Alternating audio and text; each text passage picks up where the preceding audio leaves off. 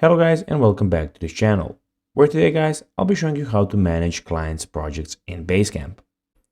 So guys, the first thing that you of course need to do is go to basecamp.com and you'll be greeted by a website that is looking similar to this one. Now when you're there, you just need to guys go and log into your profile. But guys, if you do not have one, you can always go and register to Basecamp. But guys, if you do not know how to do that, you can always go to our YouTube channel where we have plenty of how to Basecamp videos where you can see how you can do this. Now guys, that we got that out of the way, let's see what we actually have in front of us here. So as you can see here, we have the Basecamp official website where we have a lot of different options.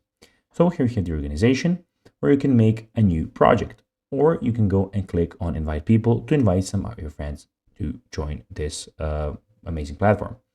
Here you can get started. Of course, we have the home button, which is here where all of these things are. So you have your schedule, recently visited stuff, your assignments, and all of those things. And you have the lineup where you can go and welcome to the lineup. You can see the lineup, you can add a marker and all of those things.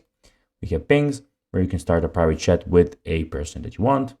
You can have, here you have some notifications for you. As you can see, I have welcome to Basecamp as the information that is coming from me. We have activity, where you can see your latest activity, guys. You can see everything filtered by project and so on. You have your stuff, so you can see your assignments here, your bookmarks, your schedule, your drafts, your recent activity, and your boost. And we have your find, where you can go and search for stuff. Now, guys, let's see how you can actually manage clients' projects in Basecamp.